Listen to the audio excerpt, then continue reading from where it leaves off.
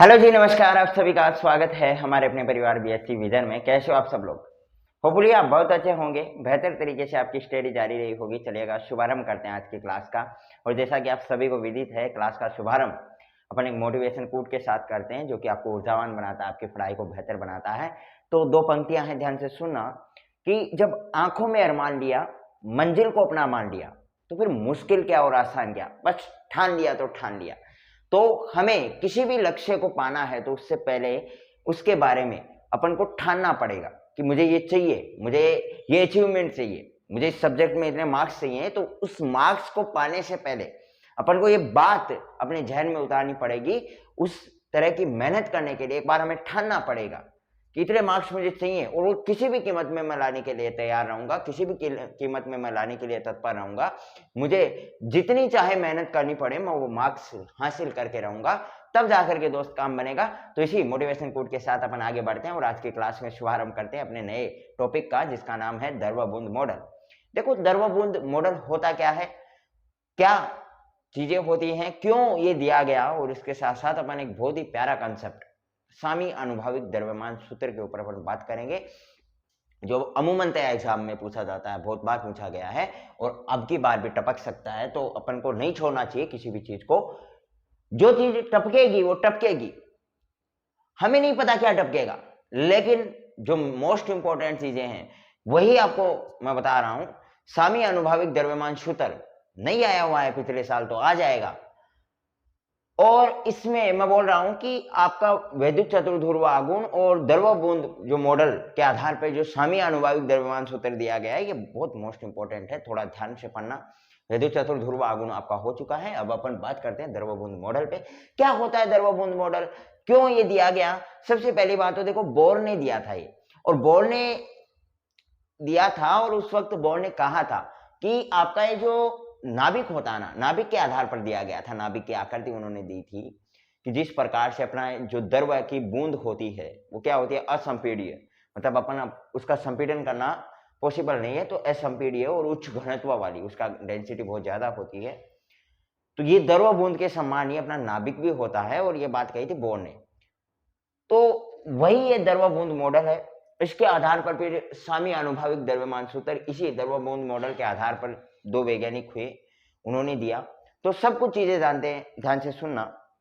तो देखो, सबसे पहली बात, द्रव बूंद मॉडल अपने बोर ने दिया, और बोर ने क्या कहा कि जो नाभिक होता है ना, बोर ने नाभिक के बारे में बताया कि नाभिक है वो द्रव बूंद के समान, द्रव बूंद के समान होता है, जिस जो क्या होती है, असंपीड्य होती है, जिसका संपीड़न करना संभव नहीं होता है, और प्लस में इसका घनत्व, इसकी जो डेंसिटी होती है वो उच्च घनत्व होता है। तो ठीक इसी प्रकार से अपना नाभिक भी होता है, और यही जो मॉडल दिया उन्होंने, तो इसी मॉडल को कहा जाता है द्रव-बूंद मॉडल। इसी मॉडल को कहा जाता है आपका द्रव-बूंद मॉडल। तो चलेगा, लिख लेते हैं इस चीज को। अब ये डेफिनेशन है, क्या ही बताऊंगा इसके बारे में। और फिर अपन पढ़ते हैं सामी अनुभाविक द्रव्यमान सूत्र, जो कि बहुत मोस्ट इंपॉर्टेंट है मेरे भाई। पेन पेपर लेकर के बैठना, चीजों को लिखते चलना, नोट्स बनाते हुए चलना, बहुत ही इंपॉर्टेंट कंसेप्ट के ऊपर आज अपन बात कर रहे होंगे। और उससे पहले ज्यादा जरूरी है कि अपन चीजों को समझें और फिर उन्हें लिखें, ना कि सिर्फ लिखने में अपना ध्यान रहे। मुझे लगता है कि बहुत सारे स्टूडेंट्स को लगता है नोट्स बना लिया वो इंपॉर्टेंट है, नोट्स बना लिया। ये मुझे लगता है कि अपन, ये एक ह्यूमन बीइंग है कि अपनी ह्यूमन थॉट बोल सकते हैं कि बस लिखते जाओ, चीजें अपने आप समझ में आने लगेगी। शायद मैं भी आपकी जगह होता तो शायद यही कर रहा होता, शायद लिख रहा होता, चीजों को नहीं समझ रहा होता। और अगर चीजों को नहीं समझ रहा, लेकिन मेरे माइंड में एक चीज थी कि अगर मैं किसी चीज को, किसी टॉपिक को पढ़ रहा हूं, तो ऐसा पढ़ूं कि उसको मैं अगर पढ़ाने भी जाऊं कहीं पे, अगर मेरे दोस्त को भी बताना हो, अगर मुझे भी पढ़ाना हो, तो मैं कंफर्ट जोन में होकर के उसे बता पाऊं। अगला सवाल करे कि ये कैसे हुआ, तो उस कैसे का आंसर मुझे आना चाहिए, क्यों हुआ उसका आंसर मुझे आना चाहिए। बाकी साइंस है, जब तक क्यों कैसे ऐसे सवाल नहीं बना पाएंगे, तब तक मान के चलेगा अपन साइंस नहीं पढ़ रहे हैं, कि हिस्ट्री पढ़ रहे हैं, पॉलिटी पढ़ रहे हैं, चीजों को रट रहे हैं। और चीजें जब रटने में अपन चीजों को देखते हैं, जब चीजें रटते हैं, तो बहुत बड़ा फायदा इनमें होता नहीं है, चीजें भूलते जाते हैं। मुझे लगता है कि जब अपन 15 दिन की वो सीरीज उठा करके और एक अच्छे मार्क्स भी लेकर के आते हैं, लेकिन अपन को सब्जेक्ट नॉलेज नहीं होता है। हालांकि अगर उस स्टूडेंट को 1-2 महीने के बाद पूछा जाए कि कौन कौन सी बुक थी, तो वो बुक का नाम नहीं बता पाएगा जिसने आपकी 80-85 जितने यार मार्क्स कवर किए जा सकते हैं वो कवर कर सकते हैं, क्योंकि ये रिटन एग्जाम है। इसमें ऐसा नहीं है कि यही ऑप्शन फिक्स होगा, आपने कुछ टूटा फूटा भी लिख गया, थोड़ा बहुत नंबर आ गया और कवर हो गया मान के चलेगा, लेकिन आपका वो कंसेप्ट लूज रह गया, आपको पता ही नहीं है कि सब्जेक्ट में था क्या। आपने पास कर लिया होगा, आपने अच्छे मार्क्स से पास कर लिया, आपने 60% से ऊपर भी बना ली, फर्स्ट डिवीजन भी आ गए, लेकिन आपको सब्जेक्ट में पता नहीं है कि क्या किया है, सब्जेक्ट का ये नहीं पता है कि नॉलेज नहीं है बिल्कुल भी, किसी भी कंसेप्ट पे आपकी कमांड नहीं है, तो मान के चलेगा वो मार्क्स कुछ भी नहीं है, वो एक कोरी डिग्री रह जाएगी लोगों को दिखाने के लिए, जो कि आगे चल करके उसका कोई महत्व नहीं रह जाएगा। इसलिए चीजें समझने में अपन को देखना है। देखो, नोट्स जो मैं लिखा रहा हूं वही बुक में, मैं कोई बहुत अलग बुक नहीं, थोड़ी बहुत भाषा मेरी हो सकती है, थोड़ी शैली मेरी हो सकती है, बाकी चीजें तो वही हैं। नोट्स मैं वहीं से बनाऊंगा, मैं अपने नए मेथड्स नहीं दे सकता। जो दरवाबूंद मॉडल थी बोर्ड ने ही दिया था भाई, और जिस कथन में मैं आपको बता रहा हूँ वही कथन बुक वाला लिख रखा है, क्योंकि वो मेरे से ज्यादा मैच्योर, मैं उनसे ज्यादा थोड़ी बता सकता हूँ, मैं उनसे, हाँ मैं मेरी भाषा में बता सकता हूँ और हो सकता है वो आपको थोड़ा आसान लगे, बाकी चीजें मैं वही बताऊंगा। तो इसलिए नोट्स पे इतना ज्यादा फोकस नहीं करना है। क्लास में जब आप बैठे हुए हो तो उस वक्त ये नहीं देखना है कि मैं नोट्स कितने बना रहा हूं, मैं रेगुलरली नोट्स बना रहा हूं नहीं बना रहा हूं, नोट्स बनाने हैं, अपनी जगह हैं वो, लेकिन महत्वपूर्ण ये है कि अपन चीजों को समझते हुए और फिर अगर लिखे। आपने एक टॉपिक दरवाबूंद मॉडल मैंने पढ़ाया, आपने समझा बोर्ड पे, और जब मैं लिख रहा था उस वक्त आपने लिखा, बहुत अच्छी बात है, क्योंकि मेरा यही फोकस रहता है, मैं पहले आपको समझाता हूं फिर लिखाता हूं। अब कुछ बच्चे इसमें क्या करेंगे, मैं जब लिख रहा हूं या जब मैं बोल रहा हूं उस वक्त वो नोट्स बना रहे हैं, मेरे साथ साथ लिखते चले जा रहे हैं, फिर वीडियो को आगे बढ़ाएंगे। मतलब 1 घंटे की क्लास को आप आधे घंटे में लेने का प्रयास करते हो। मेरे भाई 3 घंटे का कंटेंट मैं 1 घंटे में पढ़ाने की कोशिश करूं तो कैसा होगा, तो आप खुद समझ लीजिए। तो ठीक इसी प्रकार से जब आप 1 घंटे की क्लास को आधे घंटे में लेने का प्रयास करते हो, मेरे भाई मान के चलेगा कुछ भी क्लियर नहीं होगा। अगर पहली बार ले रहे हो तो 1 घंटे 1.5 घंटे में कन्वर्ट हो सकता है, 1 घंटा आधे घंटे में कभी भी कन्वर्ट नहीं हो पाएगा। ये कोशिश अगर आपकी है, ये अगर आपकी थिंकिंग प्रोसेस है, तो मान के चलेगा आप कंसेप्चुअली बहुत ही लूज हो चुके हो, कंसेप्चुअली आप बहुत लूज हो। बाकी आपके पास नोट्स होंगे, आपकी राइटिंग अच्छी होगी, आपकी रटने की विद्या अच्छी होगी, लेकिन कंसेप्चुअली आप क्लियर नहीं हो। तो इसलिए ये बात ध्यान रखना, मैंने बहुत बार देखा है, तो प्लीज ऐसा मत करना, चलेगा।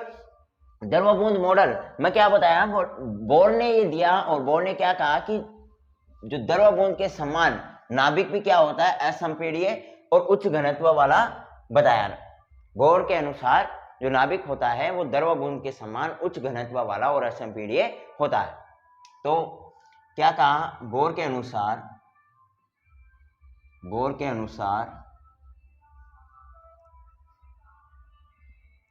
नाभिक, बोर्ड के अनुसार नाभिक दरवाबूंद के समान असंपीड्य व उच्च घनत्व वाला माना जाता है, वह उच्च घनत्व वाला माना जाता है, और इसे अपन क्या कहते हैं, दरवाबूंद मॉडल कहते हैं। जल्दी से देख लो भाई इसे।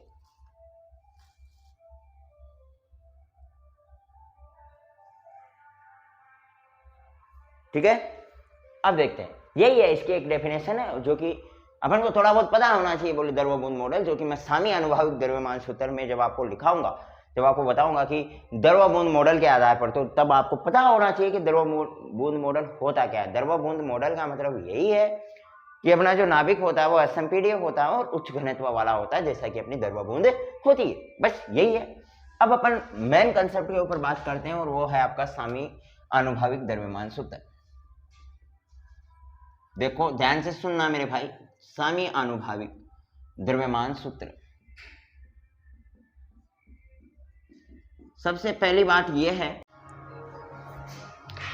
चलेगा। अब अपन जानते हैं सामी अनुभाविक द्रव्यमान सूत्र क्या होता है। सामी अनुभाविक द्रव्यमान सूत्र की जब दोस्त बात करें तो उसमें सबसे मोस्ट इंपोर्टेंट चीज यही आती है, सामी अनुभाविक द्रव्यमान सूत्र किसने दिया, क्यों दिया गया, क्या इसकी जरूरत पड़ी। देखो पहली बात तो किसी भी नाभिक की द्रव्यमान संख्या ज्ञात करने के लिए दिया गया। पहली बात तो यह है, नाभिक की जो द्रव्यमान संख्या कितनी है नाभिक की जो द्रव्यमान संख्या है वो ज्ञात करने के लिए, बोले नाभिक की द्रव्यमान संख्या कितनी है वो ज्ञात करने के लिए आपका सामी आनुभाविक द्रव्यमान सूत्र दिया गया।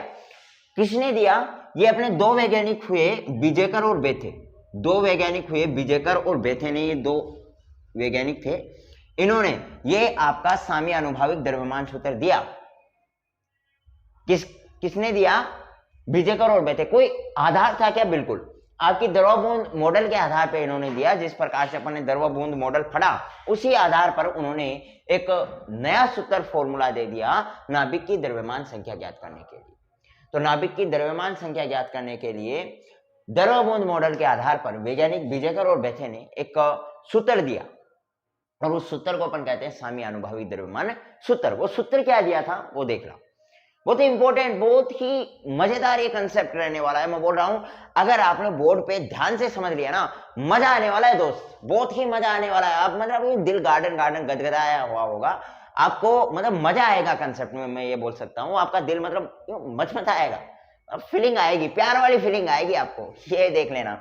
अब देखो द्रव्यमान सूत्र जब उन्होंने दिया तो द्रव्यमान सूत्र उन्होंने दिया m = ZmH प्लस में Z के साथ उन्होंने न्यूट्रॉनों की संख्या, और ये द्रव्यमान आपने कहीं ना कहीं देखा हुआ होगा। देखो भाई ये वाला कहीं ना कहीं आपने फॉर्मूला दिया, उसके साथ कुछ एक द्रव्यमान और था। बताओ कहीं कहां पे देखा था आपने? अपने पीछे पढ़ा है भाई, देखो। अरे भाई मास डिफेक्ट जब मैंने पढ़ाया, द्रव्यमान क्षति मैंने पढ़ाई, उस वक्त मैंने ये फॉर्मूला बताया था ना, प्रोटॉनों का द्रव्यमान प्लस में न्यूट्रॉनों का द्रव्यमान प्लस में अपना नाभिक का जो द्रव्यमान था ZA, अक्ष ZA, ये वाला अक्ष ZA, ये वाला बताया था। अब यहाँ पे इसको थोड़ा बहुत मॉडिफाई किया गया, इतना तो वो का वो है, माइनस क्या कर दी गई EB। बोले सर ये क्या है? EB है आपकी बंधन ऊर्जा, बाइंडिंग एनर्जी। बंधन ऊर्जा को माइनस कर दिया गया, बाकी वो फॉर्मूला वही है। ये द्रव्यमान सूत्र ये बोलता है कि जो आपका टोटल द्रव्यमान होगा नाभिक का, वो होगा प्रोटॉन का द्रव्यमान प्लस में न्यूट्रॉन का द्रव्यमान, उसमें से अगर अपन माइनस कर दे बाइंडिंग एनर्जी को, बंधन ऊर्जा को, जो कि मोस्ट इंपॉर्टेंट रहने वाली है। मेन कंसेप्ट आपका जो सामी आनुभाविक द्रव्यमान सूत्र का होने वाला है दोस्त, बाइंडिंग एनर्जी का होने वाला है। आपको बाइंडिंग एनर्जी अगर कैलकुलेट करना आ गई, आपको अगर बाइंडिंग एनर्जी का फॉर्मूला पता चल गया तो ये कुछ भी नहीं है। अगर आपको बाइंडिंग एनर्जी नहीं आती है तो दोस्त मान के चलेगा टॉपिक के चितड़े नहीं, आपके चितड़े उड़ने वाले हैं। आपका एग्जाम में क्वेश्चन गलत होने वाला है दोस्त। आपको डिमोटिवेशन की जरूरत पड़ने वाली है, और फिर डिमोटिवेशन भरे माहौल में आप क्या कर सकते हो आपके ऊपर निर्भर करता है। लेकिन भाई मैं बोल रहा हूं बाइंडिंग एनर्जी अगर किसी को कैलकुलेट करना नहीं आई तो मान के चलेगा सामी आनुभाविक द्रव्यमान सूत्र तो गया, ये तो गया लाले, ये तो गया। लेकिन अगर आपको बाइंडिंग एनर्जी कैलकुलेट करना आ गई इस सूत्र में कि बाइंडिंग एनर्जी वास्तविकता में कैसे कैलकुलेट की जाती है, दोस्त चितड़े उड़ाएंगे, हमारे नहीं पेपर के। उस कंडीशन में चितड़े उड़ेंगे और हमारे नहीं दोस्त पेपर के उड़ाएंगे। उस वक्त पेपर के खोपड़ी में छेद कर देंगे अगर अपन को बाइंडिंग एनर्जी आ गई, और नहीं आई तो फिर तो भाई साहब गए काम से। तो इसलिए महत्वपूर्ण यह है कि इस बाइंडिंग एनर्जी को कैलकुलेट करना सीख लिया जाए। ये बाइंडिंग एनर्जी एक अकेली एनर्जी नहीं होती है, ये 4-5 एनर्जी को मिला करके फिर एकदम से बम का गोला बना हुआ होता है। अपन नहीं बोलते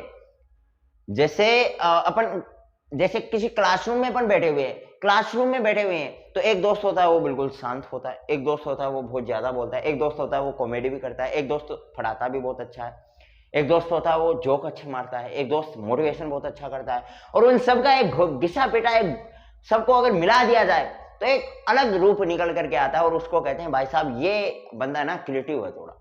इसको मतलब आप उसको शैतानी में टोक लो वो नंबर 1 पे रहेगा, अब उसको पढ़ाई में टोक लो उसमें भी अच्छा रहेगा। आप उसको किसी फंक्शन में इन्वाइट करना है, फंक्शन में उसको बोलना है कि कुछ भी भाई तेरे को भाषण देना है, वो चला जाएगा। उसको कहे भाई डांस करना है तो बिल्कुल कर लेंगे जी, क्या दिक्कत है। मतलब हर एक चीज में वो अच्छा रहता है, हर एक चीज का मिला हुआ कॉम्बिनेशन होता है। मोटिवेशन स्पीकर भी है ना, कॉमेडी भी अच्छी कर लेता है, डांस भी अच्छा कर लेता है, वो फट भी अच्छा लेता है, और शैतानी भी बहुत ज्यादा कर लेता है। मतलब सबका कॉम्बिनेशन हो गया। अब कुछ दोस्तों में थोड़े थोड़े गुण पाए जाते हैं, उसमें सब में सारा मिक्सअप है। तो उस प्रकार के उस दोस्त को आप क्या कहोगे, भाई साहब तू भाई साहब अमेजिंग है यार, क्रिएटिव है। तो ठीक इसी प्रकार से आपकी बाइंडिंग एनर्जी भी अमेजिंग है, क्रिएटिव है। बाइंडिंग एनर्जी भी 5 एनर्जी से मिलकर के बनी होती है। कितनी एनर्जी भाई? 5 एनर्जी। कौन कौन सी? बताता हूं भाई, बताता हूं, सुना ध्यान से। एक जनरल इंट्रोडक्शन दे रहा हूं, बाकी लिखने पे अपन बाद में देखेंगे। बाइंडिंग एनर्जी 5 एनर्जी, यानी एक तो आयतन ऊर्जा। कौन सी ऊर्जा भाई? एक तो होती है आपकी आयतन ऊर्जा, दूसरी वाली होती है आपकी पृष्ठीय ऊर्जा, पृष्ठीय ऊर्जा, तीसरी होती है आपकी कूलाम ऊर्जा, कूलाम ऊर्जा, चौथी एनर्जी होती है आपकी असम्मित ऊर्जा, असम्मित, असम्मित ऊर्जा, और पांचवी आपकी एनर्जी होती है वो होती है युग्मन ऊर्जा। इन 5 एनर्जी से मिलकर के और फिर अपनी पूरा ये जो कॉम्बिनेशन होता है वो होता है बाइंडिंग एनर्जी। 5 एनर्जियों का कॉम्बिनेशन।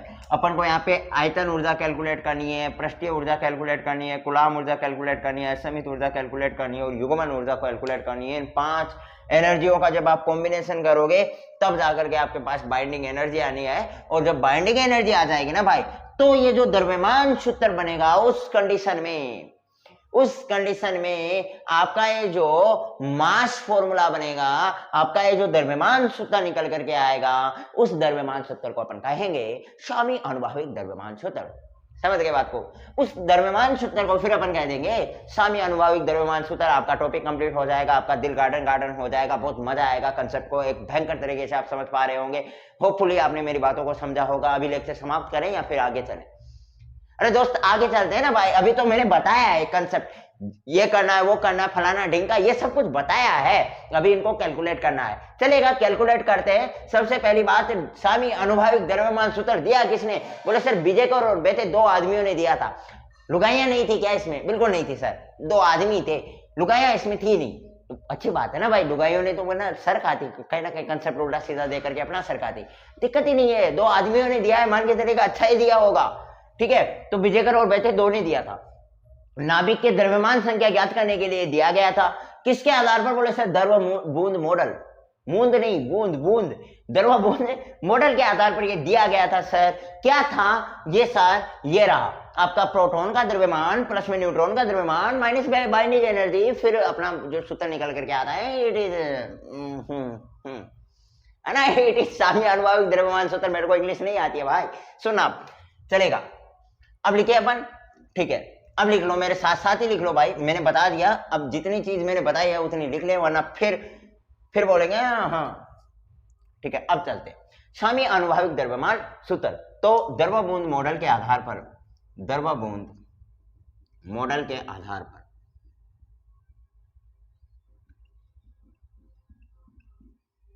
वैज्ञानिक बीजेकर व बेथे ने नाभिक की द्रव्यमान संख्या ज्ञात करने के लिए, द्रव्यमान संख्या ज्ञात करने के लिए एक सूत्र दिया जिसे स्वामी आनुभाविक द्रव्यमान सूत्र कहते हैं, जिसे सानु जिसे सानु आनुभाविक द्रव्यमान सूत्र कहते हैं।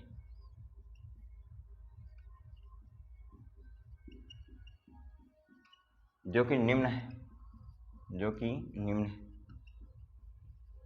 और वो क्या है भाई? M Z M H plus में A minus Z M H minus EB, और ईबी क्या है लिख लेना, बंधन ऊर्जा। और अब अपन को कैलकुलेट क्या करना है? बंधन ऊर्जा। इसको याद रखना, इसमें अपन फिर ईबी का वैल्यू रखेंगे, बाकी सबको हटा देंगे। इसमें अपन क्या रखेंगे? बंधन ऊर्जा का मान रखेंगे, बाकी सबको हटा देंगे। चलेगा, लिख लिया होगा, चलेगा। अपन अब बंधन ऊर्जा का मान कैलकुलेट करते हैं। पेज क्यों आ रहा है भाई? ठीक है, तो बंधन ऊर्जा का वैल्यू अपन कैलकुलेट कर लेते हैं अब, और उसको आप अपने कॉपी में लिख के रखना भाई। जब मैं बोलूंगा कि इक्वेशन फर्स्ट का यूज करना है, तो उस वक्त आपको वो सूत्र मुझे बताना पड़ेगा ना भाई। अब सुनना, अब अपन बात करते हैं बंधन ऊर्जा की। मैंने आपको बताया बंधन ऊर्जा होती, बंधन ऊर्जा क्या होती है? बंधन ऊर्जा होती है सर ईबी। बंधन ऊर्जा क्या होती है मेरे भाई? बोले सर बंधन ऊर्जा आपकी होती है वो होती है EB. What is this, correct और इनकरेक्ट? Correct correct. बंधन ऊर्जा के लिए अपन 5 एनर्जियों की तुलना करते हैं, या अपन बोल सकते हैं सर आपकी जो बंधन ऊर्जा है वो मिलकर के बनी होती है आयतन ऊर्जा। आयतन ऊर्जा जिसको अपन ईवी से डिफाइन करते हैं, प्लस में पृष्ठीय ऊर्जा, प्लस में पृष्ठीय ऊर्जा जिसको अपन ईएस लिख देंगे, प्लस में कूलाम ऊर्जा, प्लस में क्या, कूलाम ऊर्जा जिसको अपन ईसी लिख देंगे, प्लस में असम्मित ऊर्जा, असम्मित ऊर्जा जिसको अपन ई ए लिख देंगे, और प्लस में कौन सी बच गई, पेयरिंग एनर्जी, युग्मन ऊर्जा। इनके भाई इंग्लिश नाम भी दिया गया है, ये देखो वॉल्यूम एनर्जी हो गई, ये सरफेस एनर्जी हो गई, ये कूलाम एनर्जी हो गई, ये एसिमेट्रिक एनर्जी हो गई, ये पेयरिंग एनर्जी। यानी इनके इंग्लिश वर्ड से, ये इंग्लिश वर्ड का जो फर्स्ट अक्षर है ना वो यहाँ पे लिखा गया, ऐसा नहीं है बोले और असमित ऊर्जा को ए क्यों लिख दिया, हाँ युग्मन ऊर्जा को फिर ईवाई क्यों नहीं लिखा, ईपी ही क्यों लिखा, व्हाट इज दिस। आयतन ऊर्जा को भी तो ई कैपिटल ए लिख सकते थे ना, उसको आप ईवी क्यों लिखा। कूलाम ऊर्जा तो चलेगी सर, ईसी है चलेगा। मेरे भाई नाम पे ही लिया गया है, लेकिन आपको पता है अंग्रेज थे तो अंग्रेजों ने अंग्रेजी भाषा को सर्वप्रथम माना, अपनी हिंदी वाली को नहीं माना। कोई दिक्कत नहीं है, अपन को बस पढ़ना है, तो इसलिए उन्होंने इंग्लिश के पहले शब्दों को यहाँ पे कैलकुलेट करने के लिए यूज में ले लिया, अपन भी यूज में ले लेंगे ना भाई, इसमें क्या दिक्कत है। ठीक है, अब सबसे पहले अपन समझते हैं आयतन ऊर्जा। सबसे पहले अपन देखते हैं आयतन ऊर्जा कैलकुलेट करते हैं। आयतन ऊर्जा जिसको अपन बोल सकते हैं सर वॉल्यूम एनर्जी, जिसको अपन बोल सकते हैं वॉल्यूम एनर्जी, और डिफाइन करेंगे ईवी से, और वो क्या होती है। ध्यान से सुनना दोस्त, 5 एनर्जी आपको समझनी है, ध्यान से बैठ करके समझाना, समझना। समझाओगे तो किसको, मेरे को समझाने वाले हो क्या, नहीं समझा पाओगे, मेरे को नहीं समझा पाओगे, मैं बहुत ही ठीठ आदमी हूं। हाँ, आयतन ऊर्जा आपको समझना है, ध्यान से बैठ करके समझना है। देखो आयतन ऊर्जा उत्पन्न कहां से हुई, क्या जरूरत पड़ गई इसको ऊर्जा को उत्पन्न होने की। अगर आयतन ऊर्जा उत्पन्न नहीं होती तो अपने पास 4 एनर्जी बचते। पृष्ठीय ऊर्जा क्यों उत्पन्न हुई, तो इनका कारण जानना जरूरी है। बोले इनको 5 को उत्पन्न होने की क्या जरूरत, ये पैदा ही क्यों हुई। हाँ, अपना सिलेबस बढ़ाने के लिए। तो इसलिए आयतन ऊर्जा के बारे में अपन जानते हैं। जैसा कि हम सभी को पता है कि अपनी जो नाभिक है वो प्रोटॉन और न्यूट्रॉनों से मिलकर के बनी हुई है। प्रोटॉन और न्यूट्रॉन का जो कॉम्बिनेशन होता है वो अपना नाभिक होता है, न्यूक्लियस होता है। नाभिक में प्रोटॉन और न्यूट्रॉन क्या होते हैं, सम्मिलित रूप से उपस्थित होते हैं। और आप सभी को पता होगा एक बात तो, कि प्रोटॉन और न्यूट्रॉनों का जो योग है वो मिलकर के अपन को एक नंबर देता है, और उसको अपन कहते हैं मास नंबर या द्रव्यमान संख्या। नाभिक में प्रोटॉन और न्यूट्रॉन उपस्थित होते हैं, प्रोटॉन और न्यूट्रॉनों का दोनों का जो कॉम्बिनेशन होता है उसे अपन कहते हैं भाई द्रव्यमान संख्या, मास नंबर। अब द्रव्यमान संख्या, तो बोले सर क्या द्रव्यमान संख्या के कारण उत्पन्न हो गई क्या। इस द्रव्यमान संख्या के कारण नाभिक में आयतन आ जाता है भाई, वॉल्यूम आ जाता है, घमंड आ जाता है ना इसमें। अरे भाई अपने सर्किल में 5-4 लोग हो ना तो अपने आप ईगो बढ़ ही जाता है, बोले आने दे सामने वाले को देखते हैं। तो ठीक इसी प्रकार से इन दोनों का, दोनों प्रोटॉन न्यूट्रॉन, अकेला है यार, अकेला आदमी क्या कर ले, प्रोटॉन अकेला है क्या कर लेगा बेचारा, तो ये न्यूट्रॉन साथ मिल गया ना, तो दोनों को कहते हैं फिर द्रव्यमान संख्या। बोले हाँ दोनों में दम है, और जब दम होगा तो उनमें आयतन उपस्थित हो जाएगा। आयतन उपस्थित होने के कारण, इस आयतन उपस्थित होने के कारण मन में ईगो या अपने अंदर कॉन्फिडेंस होने के कारण अपन कुछ ना कुछ पहल करेंगे, अपने आप में एनर्जी आएगी। और ठीक इसी प्रकार से इसमें भी एक एनर्जी आ गई, और उसको अपन कहते हैं वॉल्यूम एनर्जी। आशा करता हूं कि आपको कुछ समझ में नहीं आया होगा, या फिर आ गया। देखो आ गया तो बहुत अच्छी बात है, नहीं आया तो एक बार दोबारा देखना। आयतन ऊर्जा उत्पन्न क्यों हुई। देखो आप सभी को पता है कि अपने नाभिक में 2 चीजें पाई जाती हैं, प्रोटॉन और न्यूट्रॉन। सर प्रोटॉन और न्यूट्रॉनों का अगर योग कर दें तो ए जो बनता है वो प्रोटॉन और न्यूट्रॉन के योग से ही तो बनता है भाई। प्रोटॉनों को कभी कभार अपन जेड से निरूपित करते हैं, तो जेड प्लस एन से तो कुछ समझ जाओ कम वक्तों, एन का वैल्यू ए माइनस जेड अपन ने निकाला था ना भाई। ये तो अब तो कुछ समझ गए क्या? कोई बात यहाँ पे नहीं समझे होंगे, अब तो समझ जाओ। प्रोटॉनों की संख्या को अपन जेड से निरूपित कर लेते हैं ना कभी कभी, जब अपना मन करे जेड लिख दिया, जब मन करे पी लिख दिया, है ना। हम तो चले सनम अकेले ही है। अब देखना ए प्रोटॉन और न्यूट्रॉनों के दोनों के योग को अपन ऐसे डिफाइन कर सकते हैं, द्रव्यमान संख्या उसे अपन कह सकते हैं। और इस द्रव्यमान संख्या के कारण, यानी इन दोनों के कॉम्बिनेशन, इन दोनों के योग के कारण अपने नाभिक में आयतन उपस्थित होता है, उनके कारण आयतन आ जाता है, वॉल्यूम आ जाता है। और इस आयतन के कारण जो एनर्जी जनरेट होती है ना, उसे अपन कहते हैं भाई आयतन ऊर्जा। क्योंकि ये किसके कारण एनर्जी जनरेट हो रही है? सर आयतन के कारण। आयतन किसके कारण जनरेट हो रहा है? सर द्रव्यमान संख्या के कारण जनरेट हो रहा है, या अपन बोल सकते हैं द्रव्यमान संख्या के कारण उपस्थित हो रहा है। इसीलिए ये जो एनर्जी होती है ना, वो द्रव्यमान संख्या के समानुपाती होती है। भाई ये द्रव्यमान संख्या के कारण ही तो जनरेट हुई है। इनके पिता कौन है? द्रव्यमान संख्या है। इनके जो इनको जनरेट करने वाले हैं वो ये है। तो इसलिए इसके समानुपाती अपनी आयतन ऊर्जा होती है, और वही होती है आयतन ऊर्जा भाई, वही होती है। कुछ ज्यादा दिक्कत नहीं है। मैंने फ्लो में बोल दिया होगा 5 एनर्जी ऐसे है वैसे, लेकिन है इनमें कुछ नहीं। 5 एनर्जी भले ही होंगी, है इनमें कुछ नहीं। ठीक है। हाँ अब सुनना ध्यान से, अब सुनना ध्यान से भाई। ओके, तो आयतन ऊर्जा आपको समझ में आई? चलेगा, लिखते हैं, साथ साथ लिखते भी चलना। ठीक है, आयतन ऊर्जा। तो आयतन ऊर्जा क्या होगा कि नाभिक में एक एक चीज लिखो, प्रोटॉन व न्यूट्रॉन उपस्थित होते हैं।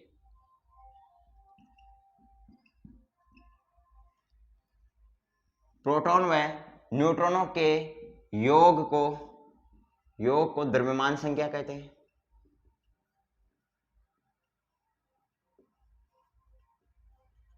और द्रव्यमान संख्या के कारण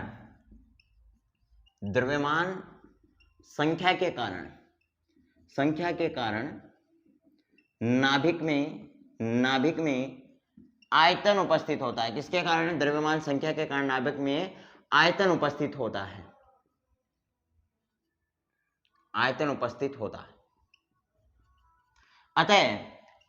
अतः आयतन के कारण जो अपनी ऊर्जा उत्पन्न होती है, आयतन के कारण उत्पन्न ऊर्जा ही आयतन ऊर्जा कहलाती है।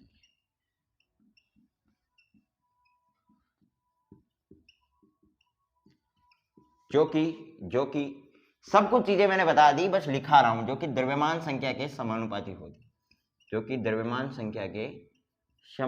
होती है।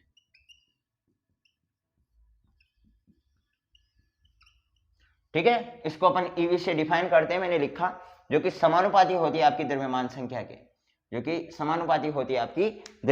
के, फोकस सही है ना कैमरामैन? जल्दी से फोकस करना, वो वाला है ना। ठीक है, फोकस सही होना चाहिए, बाकी फिर अपन देख लेंगे, और कोई फोकस में दिक्कत आएगी तो ये द्रव्यमान संख्या की समानुपाती होती है। और द्रव्यमान संख्या की समानुपाती अगर ये होती है, तो इसको अगर समानुपाती नियतांक को मैं हटाना चाहूँ तो एक नियतांक आ जाएगा, और उसको लिखेंगे AVA। तो ये जो आपके पास जो एनर्जी आई AVA, इसको कहते हैं अपन आयतन ऊर्जा। AV यहाँ पे क्या है? आपका ये जो एनर्जी का जो नियतांक आया, आयतन ऊर्जा गुणांक, वो आया यहाँ पे AV। तो ठीक है, ये अपना एक कांस्टेंट राशि है AV, जो कि समानुपाती नियतांक को हटाने पे आई। चलेगा, जल्दी से एक बार नहीं लिखा है तो स्क्रीनशॉट ले लो, और मेरे ख्याल से लिख लिया होगा।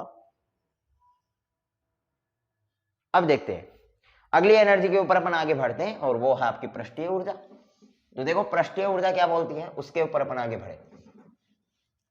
सेकेंड एनर्जी है पृष्ठीय ऊर्जा। ठीक है, इन सबको हटा रहा हूं मैं।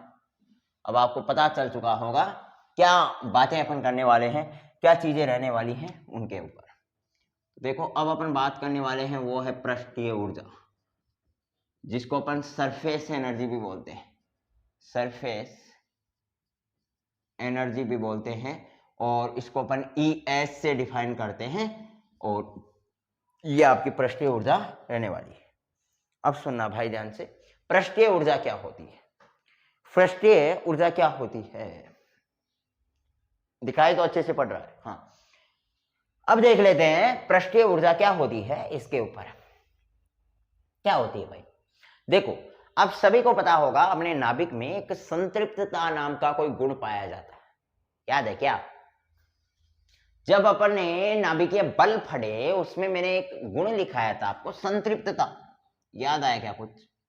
संतृप्तता, ये गुण पाया जाता है। और संतृप्तता का गुण ये बोलता है कि नाभिक, ये आपका कोई भी नाभिक है, ये आपका कोई भी एटम है और यहाँ पे कोई नाभिक स्थित है, तो नाभिक में यहाँ पे भी अलग अलग एटम होते हैं, प्रोटॉन न्यूट्रॉन होते हैं नाभिक में, तो वो क्या होते हैं, आपस में यहाँ पे भी बल लगा रहे होते हैं। पृष्ठ में भी बहुत सारे यूं ही एटम से, अपना एक कोई भी पार्टिकल है वो ढेर सारे प्रोटॉन और न्यूट्रॉन से मिलकर के बना होता है। अपने यहाँ पे इलेक्ट्रॉन्स होते हैं पृष्ठ पे, जो कि वर्ताकार कक्षाओं में चक्कर लगा रहे होते हैं। देखो, चूंकि होता क्या है कि यहाँ पे नाभिक में प्रोटॉन उपस्थित होते हैं, यानी पॉजिटिव चार्ज है।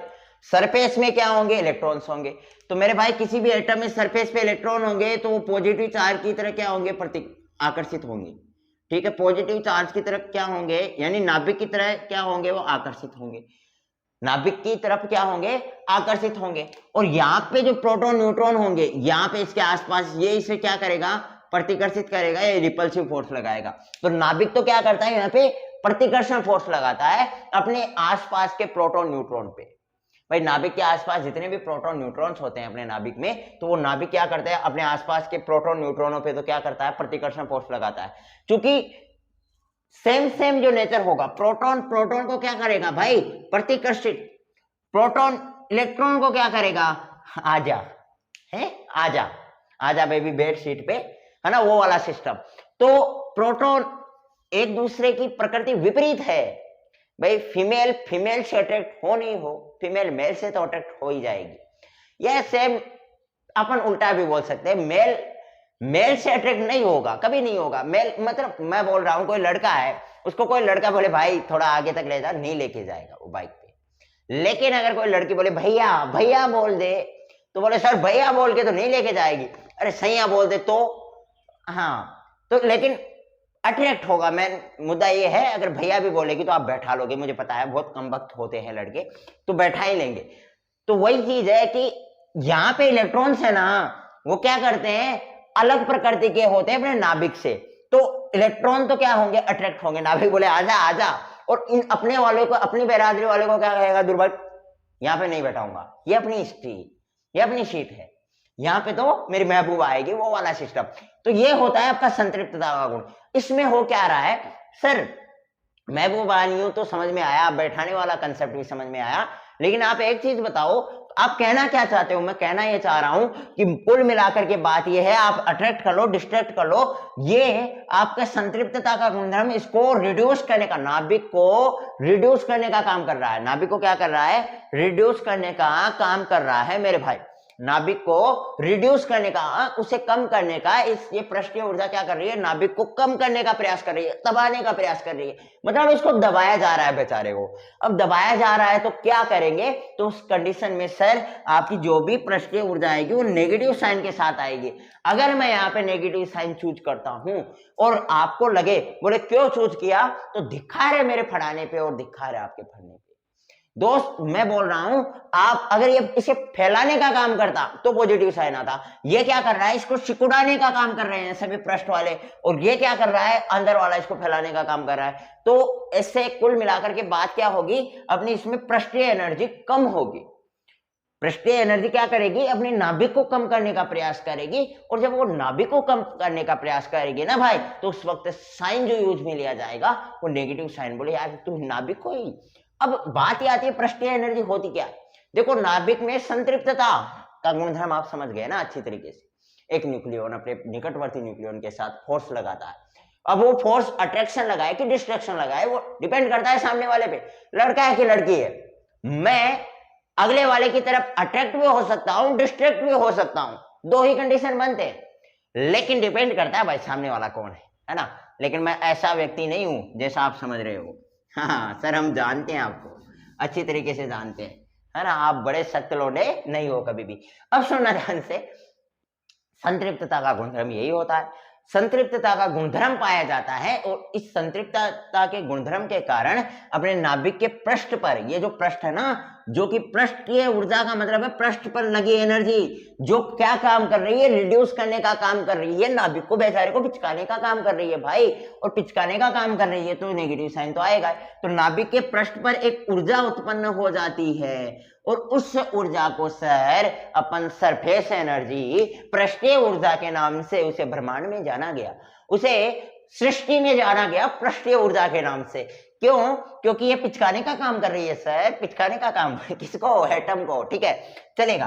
अब देखते हैं, तो ये आपकी सरफेस एनर्जी होती है, पृष्ठीय ऊर्जा होती है, और नाभिक का जो पृष्ठीय क्षेत्रफल है वो कितना होता है, ये पृष्ठीय क्षेत्रफल पर निर्भर करती है। आपकी जो पृष्ठीय एनर्जी होती है जो कि पृष्ठीय क्षेत्रफल पर निर्भर करती है, और नाभिक का जो पृष्ठीय क्षेत्रफल होता है वो 4πr² होता है।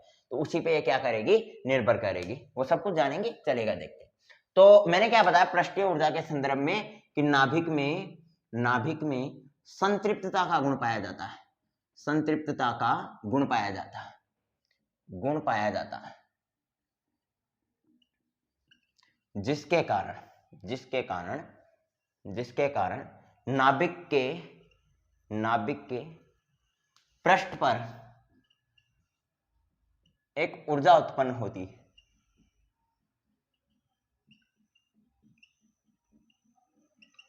और उसे ही अपन क्या कहते हैं, और उसे ही पृष्ठीय ऊर्जा कहते हैं। उसे क्या कहते हैं? पृष्ठीय ऊर्जा कहते हैं, उसे कहते हैं भाई पृष्ठीय ऊर्जा। ठीक है, उसे अपन क्या कहते हैं भाई? पृष्ठीय ऊर्जा कहते हैं। जल्दी से लिखो। ठीक है,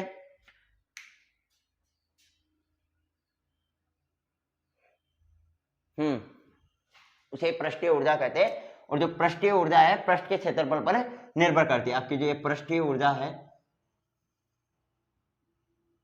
पृष्ठ के क्षेत्रफल पर निर्भर करती है।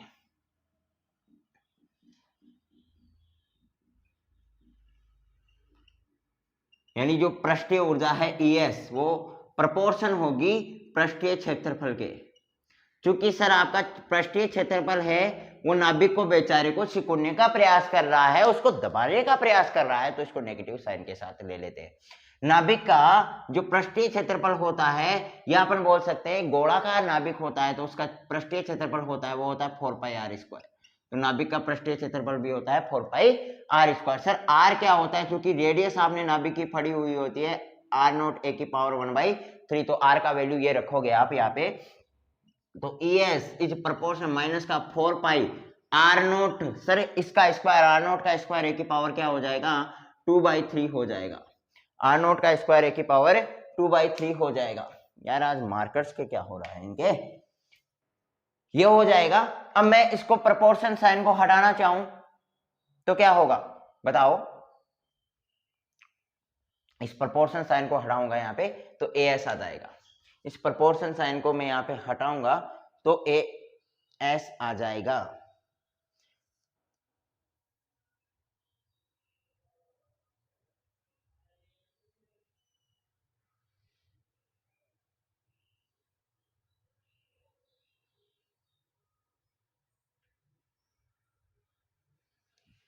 ओके ठीक है। हाँ तो अपन क्या कर रहे थे, ES is equal to minus का AS 4π, या फिर माइनस का A लिख लो। यहाँ पे मैं कुछ और नाम दे देता हूं उसे, मान के चलेगा A नाम दे दिया मैंने, या फिर AS स्मॉल ले लो। और अगर मैं इस कंप्लीट को आपका जो 4πr0² है और इसको मैं A नाम दे देता हूं, चलो ताकि कंफ्यूजन नहीं हो। A इसको मैं क्या ले लूं? AS ले लेता हूं। ठीक है, तो ES हो जाएगा, वो हो जाएगा माइनस का AS a⁴ 2/3। ये हो जाएगा आपकी सरफेस एनर्जी। इसको समीकरण नंबर 2 दे देते, ये आपकी सरफेस एनर्जी हो जाएगी जिसे समीकरण नंबर 2 दे देते।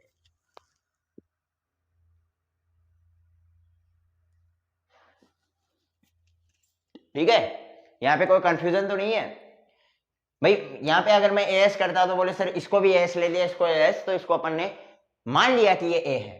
ठीक है, ये कांस्टेंट आया, समानुपाती आपने नियतांक घटाया तो वो A आ गया, और फिर ये कांस्टेंट वाला पार्ट है ना, क्योंकि ये तो द्रव्यमान संख्या पे निर्भर करेगा, तो a 2/3 को रख लेंगे और बाकी सारा कांस्टेंट को अपन ने as नाम दे दिया, तो as आ जाएगा। as जो आया माइनस का as 2/3 आ गया, ठीक है। हाँ, क्वालिटी में कोई दिक्कत नहीं है। आज थोड़ा क्या है यार, लाइट नहीं आ रही है, तो उस चक्कर में हो सकता है कि क्वालिटी थोड़ी ऊपर नीचे लगे, हेरा फेरी लगे, लेकिन नहीं है, ठीक है। तो ये आपकी दूसरी एनर्जी भी कंप्लीट हो गई भाई, पृष्ठीय ऊर्जा। तीसरी ऊर्जा और देखते हैं। तीसरी ऊर्जा मैंने क्या बताई थी, वॉल्यूम एनर्जी बता दी, सरफेस एनर्जी बता दी सर। तीसरी है कूलाम ऊर्जा थी ना भाई, ठीक है। तीसरी अपन जानते हैं कूलाम ऊर्जा के बारे में। कूलाम ऊर्जा, टन कूलाम एनर्जी, ठीक है, जिसको अपन किससे डिफाइन करते हैं मेरे भाई? अबे भाई बताना, जिसको सर इसी से अपन इसे दर्शाते हैं। और ये कूलाम एनर्जी होती क्या है, व्हाट इज दिस? देखो कूलाम एनर्जी इसी होती है सर। हाँ, हमें पता। ये क्या होता है कि आपको पता है कि नाभिक क्या है? बोले हमें कुछ नहीं पता है, आप बताना चाहो तो बता दीजिए, या फिर हम क्लास को खत्म करके दूसरे चैनल पे जा रहे हैं। बताना है तो अच्छे से बताइए, वरना दूसरे चैनल पे जा रहे हैं। 1 मिनट, लाइट आ चुकी है, तो अपन क्यों ना लाइट वाला सिस्टम लगा ही ले, ठीक है।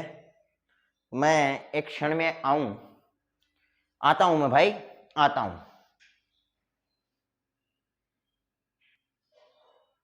चलेगा भाई, अब किसी बात की दिक्कत नहीं है, अभी मजा आने वाला है, ठीक है। बोले सर मजा तो पहले भी आ रहा था। अरे अभी हो रहेगा भाई, लाइटिंग मतलब मेरा चेहरा जो काला था वो गोरा हो चुका है, इससे बड़ी बात क्या होगी जिंदगी में।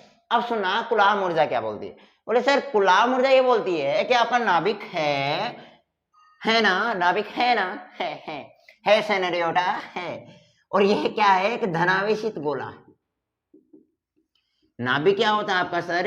एक धनावेशित गोला होता है, और धनावेशित गोले की स्थितिज ऊर्जा 3/5 kq² में r के बराबर होती है। ये बात भी मैं मानता हूं कि नाभिक एक धनावेशित गोला है। इट इज ए धनावेशित गोला, इट इज ए धनावेशित गोले सर, पॉजिटिव सर्किल भी बोल सकते हो आप। Nucleus is a positive circle, और दैट्स इज फिर अपन स्थितिज ऊर्जा बोलेंगे, काइनेटिक एनर्जी क्या ही बोलना। तो इसकी जो स्थितिज ऊर्जा होती है वो 3/5 kq² में r होता है। यही तो होती है ना नाभिक की जो टोटल स्थितिज ऊर्जा होती है, वो kq² में r होती है सर। क्या होती है भाई? 3/5 kq² में r। तो सर इसमें कूलाम एनर्जी का क्या मतलब हुआ? कूलाम एनर्जी का क्या रोल रहा? बहुत बड़ा रोल रहा सर। इसमें आपकी जो कूलाम एनर्जी होती है वो इस सरफेस के, ये जो नाभिक का जो धनावेशित गोला है, इसके कारण आपने जो ये स्थितिज ऊर्जा निकाली है उसके बराबर होता है, उसके बराबर होता है। कूलाम ऊर्जा है, कूलाम ऊर्जा आपकी इस धनावेशित गोले की स्थितिज ऊर्जा के बराबर होती है, यानी इसी किसके बराबर होती है? यू के बराबर होती है। क्योंकि आपको बुक में देखने को मिलेगा माइनस साइन। हाँ बोले सर बेवकूफ बना दो हमें, यही तो काम है, यही तो बच गया है ना। अबे बस बेवकूफ बनना रह गया था, वो अब आप बना दो। नहीं भाई, इसके अंदर एक लॉजिक है। बोले सर लॉजिक भी बता दो। हमें पता आप बेवकूफ बना रहे हो, लेकिन फिर भी लॉजिक बता दो, क्या पता फिर अपन डिफाइन करेंगे, हम निश्चित करेंगे हमें बेवकूफ बनाया जा रहा है या अच्छे से समझाया जा रहा है। सुनना, लॉजिक ये है कि आपकी जो कूलाम एनर्जी है ना आपकी जो कूलाम एनर्जी है ना, ये बाइंडिंग एनर्जी को कम करने का प्रयास करती है। आपकी बाइंडिंग एनर्जी है, बाइंडिंग एनर्जी को रिड्यूस करती है coulomb energy, that's is signage minus, that's is signage minus. इसलिए इसका साइन माइनस यूज में लिया जाता है। बोले सर इसकी जो बाइंडिंग एनर्जी है वो कम करना चाहती है ये कूलाम एनर्जी। कम वक्त पागल है क्या? थोड़ी सी हो सकता है, कुछ भी हो सकता है दुनिया में, कुछ भी। ये सभी, मैं आपको एक चीज और बताता हूँ, एक टिप आपको देना चाहूंगा फ्री में, बिल्कुल एक पैसा नहीं लूंगा आपसे। 1 रुपए भाई, 1 रुपए भी जाएगा तो आपके जेब में जाएगा भाई, एक पैसा नहीं लिया जाएगा, 1 रुपए भी जाएगा आपके जेब में जाएगा। फ्री में इंफॉर्मेशन देके जाऊंगा।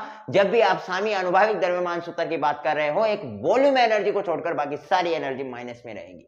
किसी ना किसी बीच में कुछ ना कुछ से लॉजिक लग रहा होगा। एक बात ध्यान रख लेना, वॉल्यूम एनर्जी को छोड़ करके एक वॉल्यूम एनर्जी पॉजिटिव रहेगी, बाकी सब की सब माइनस में चल रही होंगी। आपकी पेयरिंग एनर्जी होगी, एसिमेट्रिक एनर्जी होगी, कूलाम एनर्जी होगी, और जो आपकी दूसरी वाली बच गई पृष्ठीय एनर्जी जिसमें अपन ने मियां सियां का काम किया था, तो वो वाली एनर्जी भी नेगेटिव रहने वाली है। तो बाकी ये सब कुछ नेगेटिव रहने वाली है, इनका कुछ ना कुछ लॉजिक होगा। संतृप्तता के कारण वो पृष्ठ को कम करती है, इसलिए उसका नेगेटिव साइन आ गया। ये बाइंडिंग एनर्जी को कम करने का प्रयास करती है, बाकी सब भी ऐसा ही कुछ करती है, तो इसलिए इनके साथ नेगेटिव साइन आता है, इसके साथ भी नेगेटिव साइन आता है। मेरी बात आपको समझ में आई होगी थोड़ी बहुत कि ये इसके बराबर होती है आपकी कूलाम एनर्जी। ये क्यों क्या आएगा सर, ये क्या है कि तो कांस्टेंट है बेचारा, पड़े रहने दो, 3/5 को भी पड़े रहने दो। हाँ, क्यों क्या आएगा, क्यों आएगा सर, नाभिक की बात कर रहे हैं, धनावेशित गोले की बात कर रहे हैं, तो इस धनावेशित गोले में मेन धनावेशित गोला प्रोटॉन के कारण बना है, तो प्रोटॉन के कारण जो आवेश है, बोले क्यों तो आवेश होता है ना, तो इस पूरे धनावेशित गोले के कारण यानी प्रोटॉन के कारण जो कुल आवेश आता है वो आता है क्यू स्क्वायर का वैल्यू। तो प्रोटॉन का, अकेले प्रोटॉन का आवेश प्लस में संपूर्ण गोले के लिए देखेंगे तो अकेला ये प्रोटॉन छोड़ेगा और बाकी कुल आवेश आएगा, जो प्रोटॉन के कारण जो कुल आवेश होगा Ze और Z-1e, वो होता है क्यू स्क्वायर, वो होता है आपका क्यू स्क्वायर, और बाकी सब ऐसे के ऐसे। ठीक है, चलेगा, एक बार इसे कैलकुलेट करते हैं, सब कुछ ध्यान से समझते हैं। कुछ चीजें मुझे लगता है आपको समझ में आ चुकी होंगी, कुछ चीजें अभी मैं आपको लिखाने वाला हूं तब आपको समझ में आ जाएगी, और कूलाम एनर्जी आपकी जेब में थोड़ी ही देर में। सुनना ध्यान से, बात करते हैं कूलाम एनर्जी की। कूलाम एनर्जी वास्तविकता में होती क्या है सर, धनावेशित गोले के कारण जो स्थितिज ऊर्जा प्राप्त होती है आपको, वही कूलाम एनर्जी की इक्वलिटी होती है। ठीक है, तो हमें पता है कि नाभिक एक धनावेशित गोला, नाभिक एक धनावेशित गोला,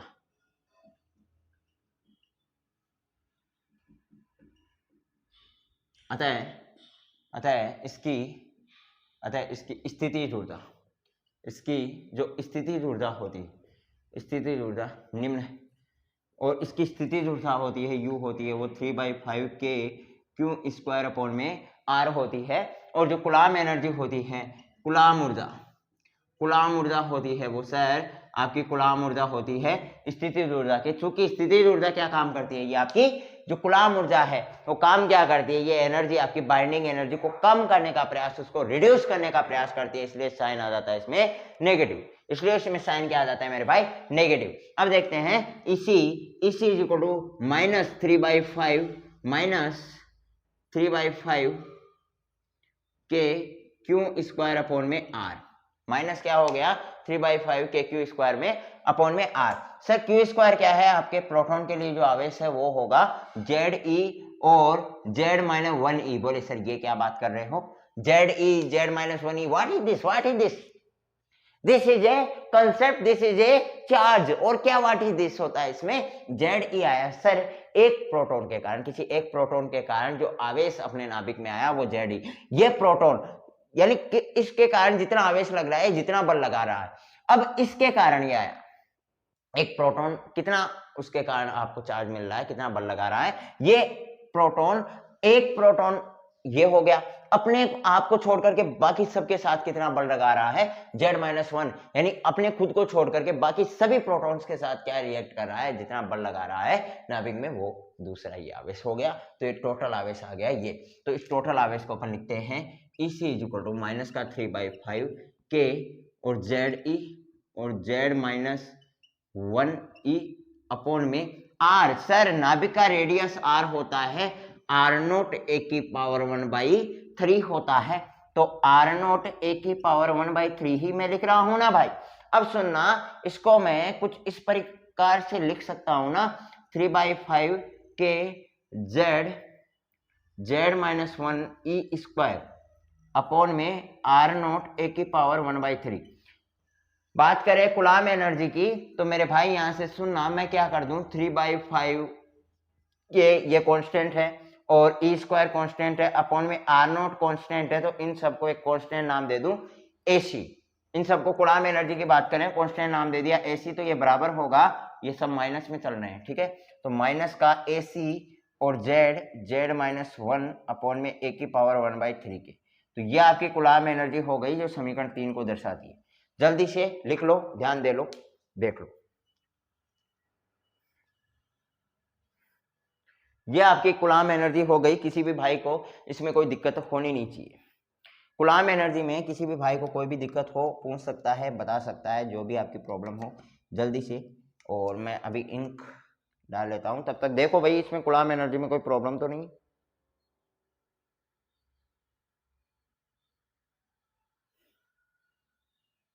क्या दिक्कत आ गई इसमें?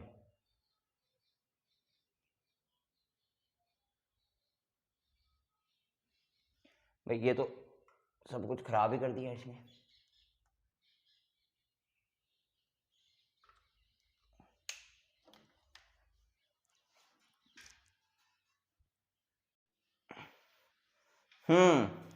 चलिएगा, जानते हैं कूलाम एनर्जी समझ में नहीं आई क्या, कर दिया ना मुंह काला। चलेगा, कोई बात नहीं है। अभी तो यार मतलब इसे कहते हैं बदनसीबियां, शाही भी बदला ले रही है लग रहा है। मतलब मुंह तो काला हुआ, वो हुआ यार, पूरी टी शर्ट को खराब कर दिया। अब आपको मैं एक नए रंग रलियों में दिखूंगा, यूं टी शर्ट में एकदम ये कलर प्रिंटिंग, क्योंकि वो ऑनलाइन क्लासेज में। अब आपको पता है, मुझे पता है कि घटना क्या हुई, कैमरे के सामने हुई है भाई घटना। मैं एडिट नहीं करूंगा, ऐसे कैसे डालूंगा, ताकि आपको पता होना चाहिए। बोले सर ऐसी लकीरों वाली टी शर्ट क्यों पहनते भाई, उसके 700 रुपए मैंने लगाए, तो यूं तो नहीं जाने दूंगा उसको, ऐसे ही पहनूंगा। ठीक है, वो तो देखेंगे। चलेगा, वापस से आते हैं। कूलाम एनर्जी के ऊपर अपनी परिचर्चा चल रही थी, शाही ने पूरा काम खराब किया और इस शाही को भी मैं देख ही लूंगा। ठीक है, अभी कूलाम एनर्जी अपनी कंप्लीट हो चुकी है। अब 2 एनर्जी और बची हुई है भाई, वो और कंप्लीट कर लेते हैं, बाकी देखते हैं।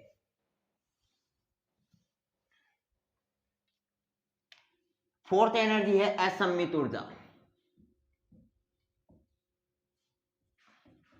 Asymmetric energy, asymmetric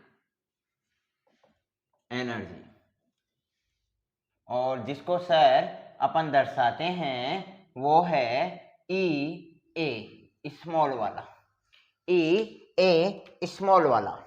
asymmetric energy जिसको अपन दर्शाते हैं ई ए स्मॉल वाला।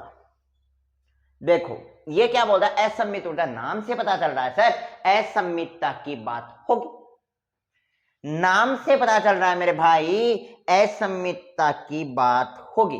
कैसे होगी देखो, नाभिक बोलो असम्मितता वाला है कि नहीं, नाभिक में असम्मितता का गुणधर्म पाया जाता है कि नहीं, नाभिक में असम्मितता गुणधर्म पाया जाता है कि नहीं, मेरे को पहली बात तो ये बताओ।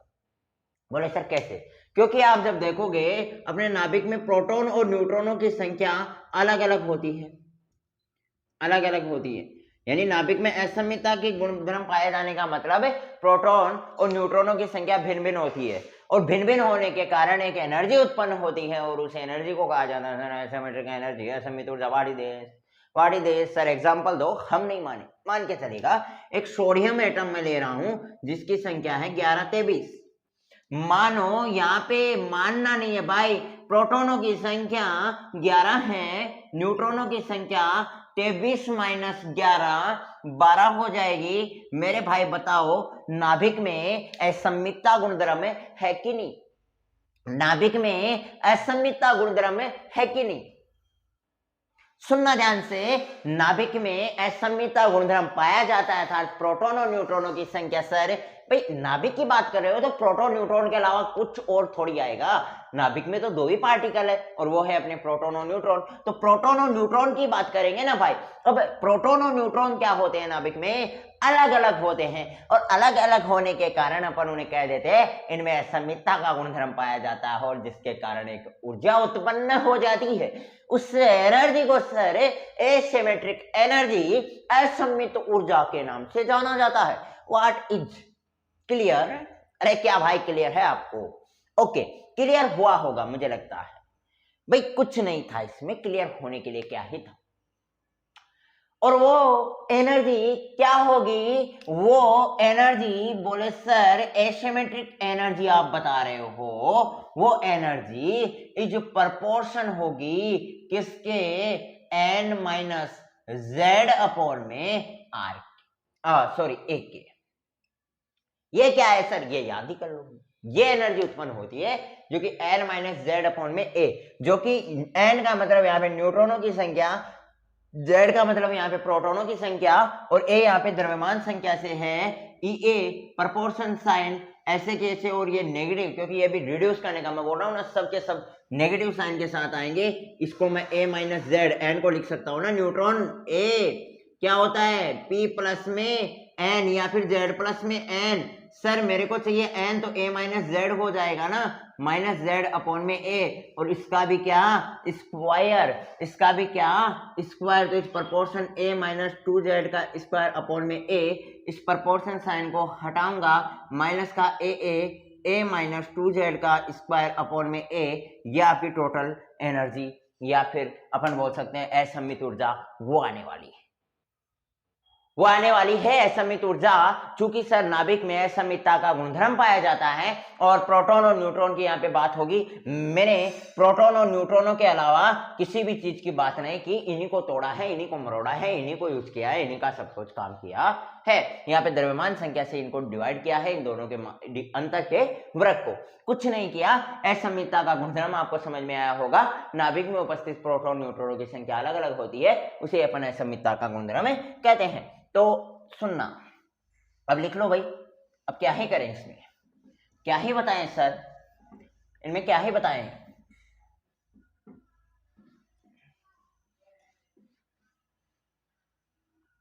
नाभिक में असममितता का गुणधर्म पाया जाता है।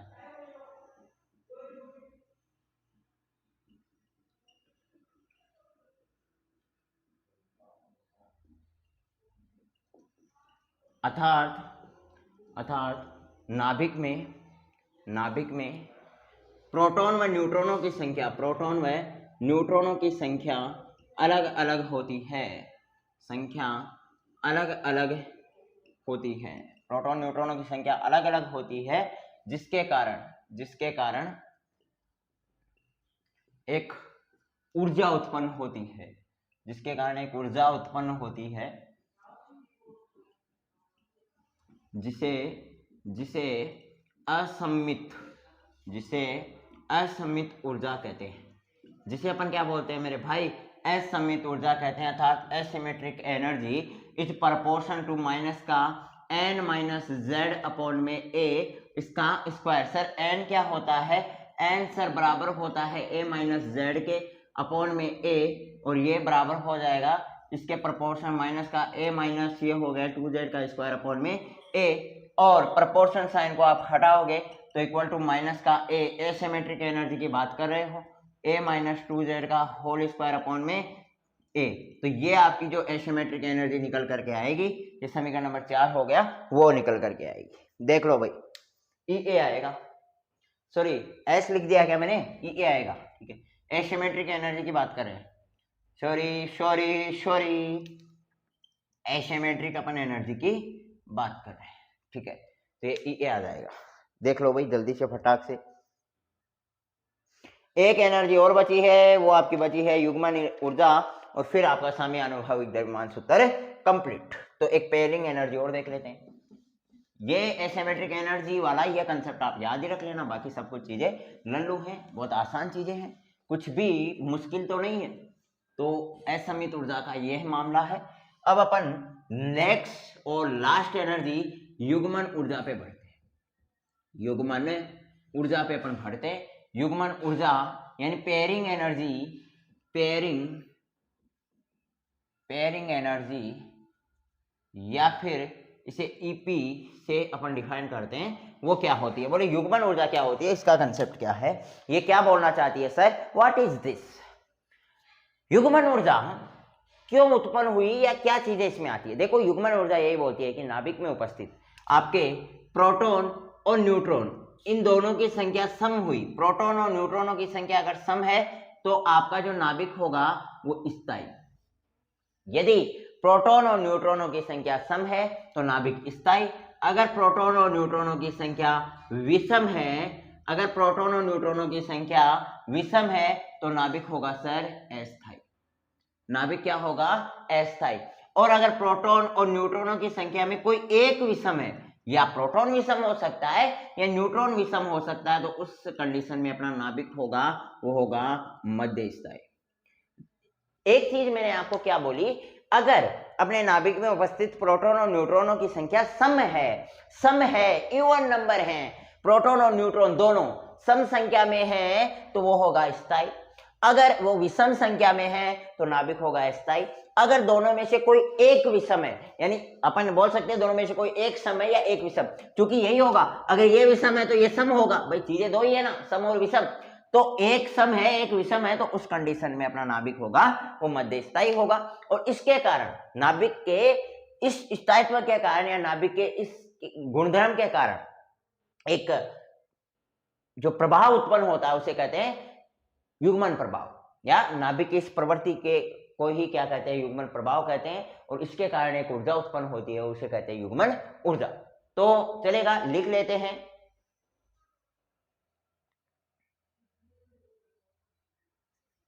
ठीक है, चलेगा, इसे लिख लेते हैं। और युग्मन ऊर्जा एक ही लाइन की युग्मन ऊर्जा है, कुछ भी नहीं है। तो क्या लिखेंगे, यदि नाभिक में प्रोटॉन व न्यूट्रॉनों की संख्या सम हो तो नाभिक क्या होगा, स्थायी नाभिक। तो नाभिक स्थायी नाभिक।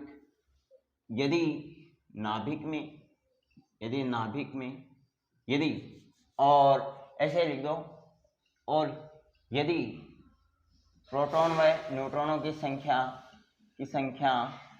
विषम हो तो नाभिक अस्थायी नाभिक।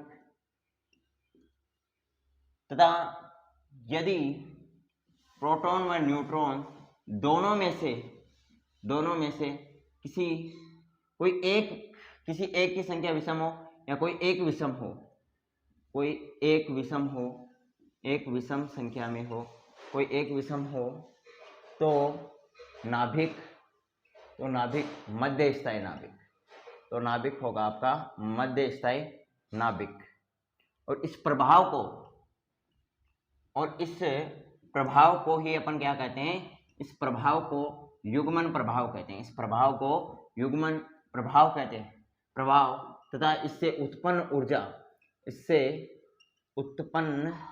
ऊर्जा युग्मन ऊर्जा कहलाती है। इससे उत्पन्न ऊर्जा क्या कहलाती है, युग्मन ऊर्जा कहलाती है। इससे उत्पन्न ऊर्जा युग्मन ऊर्जा कहलाती है, जिसे पेयरिंग एनर्जी ईपी से डिफाइन करते हैं, जो कि बराबर होती है -1/a⁴ के।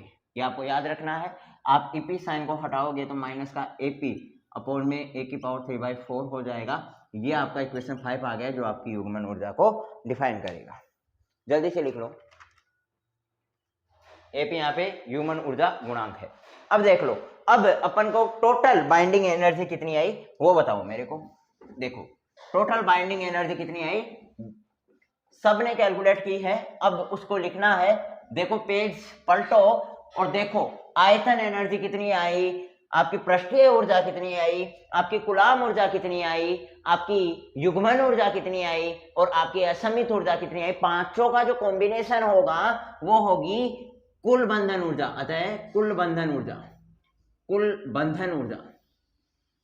ऊर्जा जो कि सारे बाइंडिंग एनर्जी बराबर होगी आपकी वॉल्यूम एनर्जी की, सरफेस एनर्जी के, कूलाम एनर्जी के, एसिमेट्रिक एनर्जी के और पेयरिंग एनर्जी के।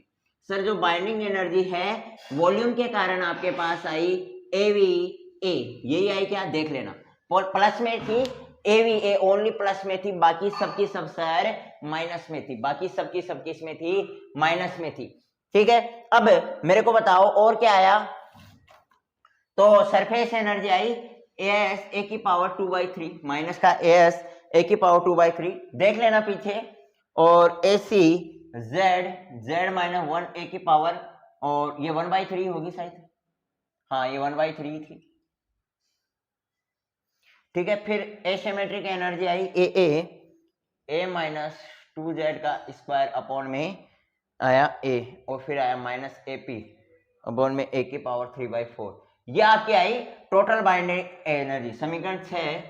समीकरण 6 कुल बंधन ऊर्जा को व्यक्त करता है, कुल बंधन ऊर्जा को व्यक्त करता है।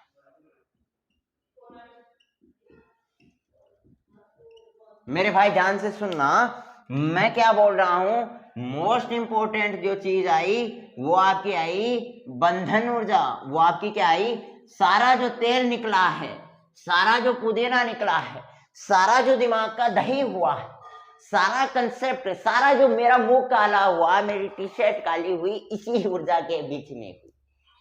क्यों हुई? क्योंकि इंपॉर्टेंट थी, क्योंकि इंपॉर्टेंट थी। बंधन ऊर्जा मोस्ट इंपॉर्टेंट है भाई। देखो मजाक सब मजाक बातों को छोड़ते हैं, सीधा टॉपिक पे बढ़ते हैं, कंसेप्ट पे बढ़ते हैं। तो कंसेप्ट एक ही बात बोलता है कि आपकी ये जो ईबी आपने निकाली ना, बहुत मोस्ट इंपॉर्टेंट है, बहुत मोस्ट इंपॉर्टेंट है। ईबी के बिना आपका जो सामी अनुभाविक द्रव्यमान सूत्र है ना, कुछ भी नहीं है मेरे भाई। अब इस वैल्यू को आपको उसमें रखना ही तो है। सामी अनुभाविक द्रव्यमान सूत्र जेड एम एच प्लस में A minus Z M H minus EB बोलता है। तो इस ईबी की जगह आपको ये वैल्यू पुटअप करा देनी है और सामी अनुभाविक द्रव्यमान सूत्र आपके बीच होगा मेरे भाई। सामी अनुभाविक द्रव्यमान सूत्र आपके बीच होगा। माइनस में है तो सब क्या हो जाएंगे, प्लस में हो जाएंगे। प्लस में ए सी जेड, जेड माइनस 1 अपॉन में ए की पावर 1/3 प्लस में ए माइनस 2 जेड का स्क्वायर अपॉन में ए प्लस में एपी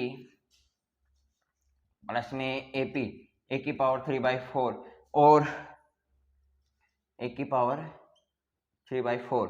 और ये जो आपके पास मेन कंसेप्ट आया, अरे भाई ये आपके पास जो मेन कंसेप्ट आया, ये वाला जो समीकरण है, ये वाली जो इक्वेशन है ए, तो समीकरण ए सामी अनुभाविक द्रव्यमान सूत्र को व्यक्त करता है।